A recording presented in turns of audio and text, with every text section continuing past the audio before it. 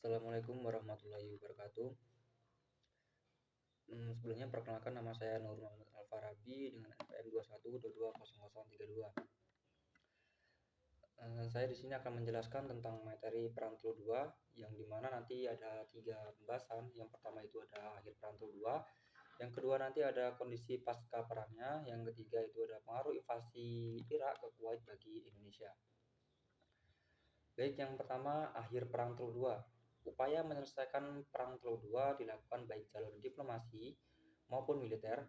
Pada 1 Agustus 1990 di kota Jeddah, Arab Saudi, delegasi Irak di bawah pimpinan Wakil Presiden yang juga Wakil Komandan Dewan Revolusi Irak, yaitu Jenderal Izzat Ibrahim, mengadakan pertemuan di meja perundingan dengan Perdana Menteri atau Putra Mahkota Kuwait, Syekh Saad Al-Abdullah Al-Sabah. Yang dibicarakan adalah yang bagaimana mengatasi konflik Irak-Kuwait yang timbul beberapa minggu sebelumnya. Terus Raja Fahd bin Abdul Aziz atas kerjasama dengan Presiden Husni Mubarak dan dibantu beberapa pemimpin negara Arab lainnya, mengadakan kontak-kontak dengan pemimpin Arab untuk meminta pendapat mengenai penyelesaian damai Irak-Kuwait. Presiden Mubarak sebelumnya optimis dengan misi ulang aliknya antara Kairo, Baghdad, Kuwait, dan Jeddah.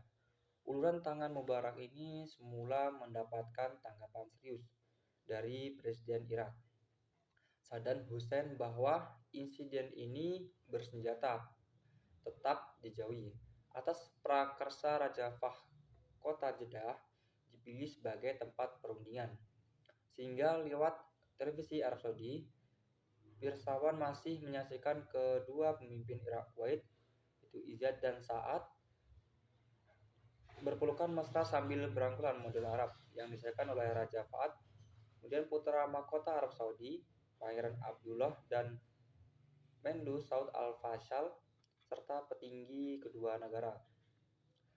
Tampaknya sama sekali tidak ada kekerasan dan percekcokan, biasa-biasa saja akibat tidak ada keterbukaan dalam perundingan tersebut.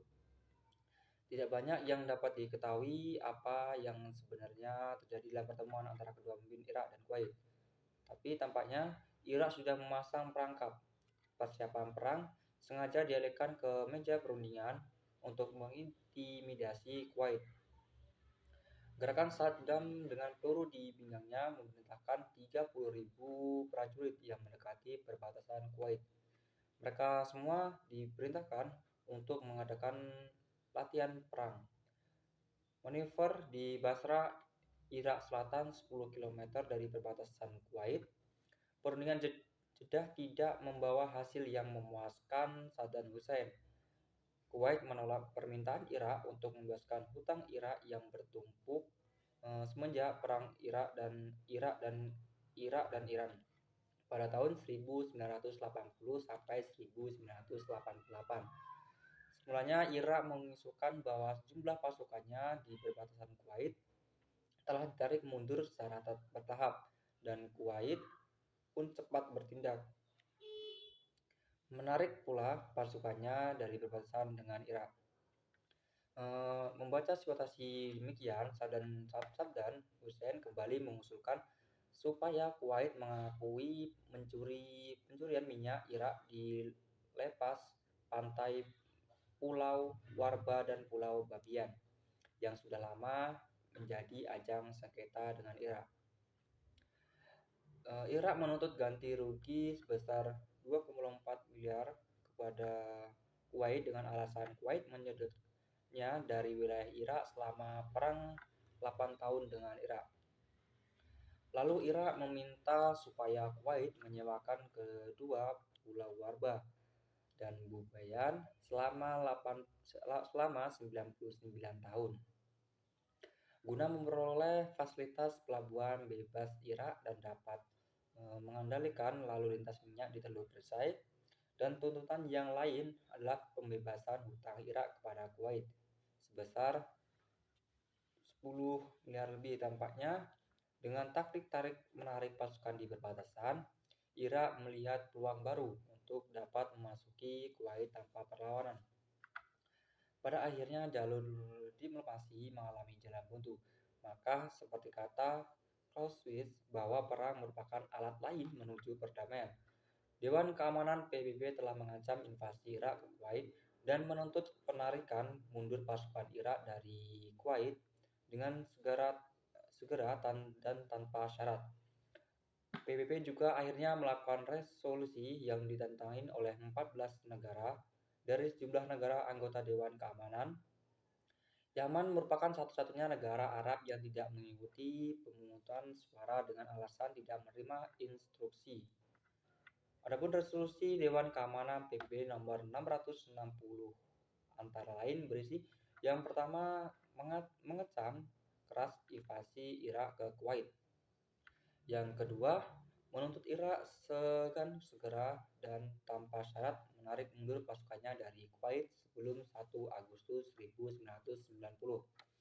Yang ketiga, menyarankan kepada Irak dan Kuwait segera mengadakan perundingan secara intensif untuk menyelesaikan perbedaan pendapat dan mendukung usaha penyelesaian yang dilakukan oleh Liga Arab. Yang keempat, memutuskan persidangan lagi kalau dipandang perlu untuk menimbang langkah selanjutnya agar sesuai dengan maksud resolusi setelah keluar resolusi Dewan Keamanan PBB nomor 660 segera keluar lagi resolusi. Yang selanjutnya yaitu materi tentang yang kedua ada kondisi pasca perang. Perang teluk berlangsung relatif sangat singkat karena konflik bersenjata dalam perang tersebut hanya berlangsung kurang dari 60 hari. Namun perang tersebut membawa kerusakan yang amat serius bagi infrastruktur Kuwait. Bagi Irak, perang teluk merupakan bencana karena mereka harus kehilangan puluhan ribu tentara dan ribuan kendaraan tempur daratnya. Di pihak pasukan koalisi, keunggulan pengalaman dan teknologi persenjataan membuat jumlah korban tewas di pihak mereka hanya 392 jiwa, tidak termasuk pasukan Kuwait yang gugur saat Irak pertama kali menginvasi. Sebagai hukuman lebih lanjut atas tindakan Irak menginvasi Kuwait dan menggunakan senjata kimia, PBB menjatuhkan embargo perdagangan total kepada Irak kecuali untuk komoditas vital seperti makanan dan obat-obatan. PBB juga mengutus tim khusus untuk melakukan pelecutan dan penghancuran stok persenjataan kimia milik Irak. Masih soal senjata kimia, banyak tentara Amerika Serikat yang menderita penyakit misterius sepulang dari medan perang, yaitu sindrom perang teluk, dan senjata kimia Irak juga menjadi salah satu penyebabnya. Pendapat lain menyatakan kalau sindrom perang teluk mungkin disebabkan oleh peluru tank Irak yang mengandung uranium, penyakit menular, atau penggunaan vaksin antraks kepada para tentara yang hendak diberangkatkan ke medan perang.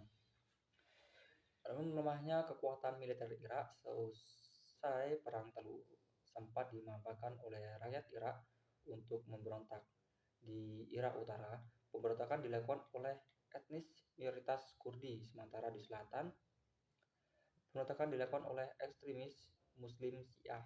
Kedua pemberontakan tersebut sama-sama berakhir dengan kegagalan akibat minimnya persenjataan yang dimiliki mereka dan brutalnya respon yang diberikan oleh militer Irak. Pasca pemberontakan, jutaan etnis Kurdi mengungsi meninggalkan Irak Utara dan permintaan Irak merelokasi paksa penduduk Irak Selatan. Perang teluk juga membawa dampak yang sangat serius bagi lingkungan. Tindakan militer Irak yang menumpahkan minyak mentah dalam jumlah sangat banyak ke laut membawa dampak negatif jangka panjang bagi ekosistem setempat. Saat pasukan Irak meninggalkan Kuwait, pasukan Irak juga membakar kilang-kilang minyak yang ada di Kuwait sehingga jutaan barel minyak hilang terbakar sia-sia dan timbulnya polusi udara bagi kawasan setempat. Pedalaman tidak bisa dilakukan sepanjang karena daerah sekitar kilang minyak dipenuhi oleh ranjau darat. Yang selanjutnya materinya itu pengaruh invasi Irak ke Kuwait bagi Indonesia. Setelah pendudukan Irak atas Kuwait dan kemudian diberlakukan embargo oleh PBB, Seketika itu juga situasi Teluk menjadi panas. Puluhan kapal perang dan kapal Indo Amerika Serikat, Inggris, Italia, Belanda, dan negara-negara lainnya berkumpul di sana. Mereka bersiap siaga untuk berperang kapan saja komando datang. Mereka bertindak sebagai polisi perairan yang menjaga agar jangan sesuatu barang pun keluar dari negara yang sedang dikepungnya, atau sebaliknya agar jangan suatu barang pun bisa masuk ke negara tersebut. Praktis hubungan keluar masuk ke Irak jadi tak mungkin ditembus. Siapa yang berani melanggarnya berarti bukan saja dianggap telah melanggar konsensus embargo yang dicanangkan oleh PBB, tetapi harus sanggup menanggung resiko. Bagi Indonesia sendiri, selama ini hubungan dagang dengan negara itu juga harus mematuhi seruan PBB tersebut. Kalaupun saja Indonesia masih bisa melakukan hubungan dengannya, juga harus mengalami kesulitan sebab pembayaran harus melalui Bank NUA yang berpusat di New York. Padahal pendudukan atas Kuwait itu, semua aset Irak telah dibekukan, bukan saja di Amerika Serikat tetapi hampir di semua negara. Hubungan dagang yang tiba-tiba diputuskan ini bukan saja merugikan pihak Baghdad saja, tapi juga pihak Indonesia. Misalnya ada 18 peti seberat 4,5 ton seharga 2,4 miliar rupiah milik PTP tertahan di Pelabuhan Belawan, Medan. Komoditi itu tidak jadi diekspor ke Irak. Selain dari hubungan dagang yang terputus itu, pemerintahan Indonesia harus memulangkan tenaga kerja TKI dari Kuwait karena suasana menjadi tidak aman, kehidupan mereka menjadi terancam akan bahayanya perang, serta adanya kesulitan ekonomi yang dihadapi rakyat Kuwait, sehingga rakyat Kuwait tidak bisa membayar gaji para tenaga kerja Indonesia. Itulah tadi beberapa negatif adanya invasi ke Kuwait bagi Indonesia. Namun dari segi positifnya, Indonesia mengambil kesempatan untuk menjual minyaknya melebihi kuota yang ditentukan oleh OPEC karena Irak dan Kuwait tidak bisa memproduksi minyaknya. Padahal kuota untuk kedua negara tersebut menurut keputusan OPEC dalam 2 tahun 1990 adalah 4,64 juta atau barel. Jumlah itulah yang menjadi kekurangan negosiasi anggota OPEC.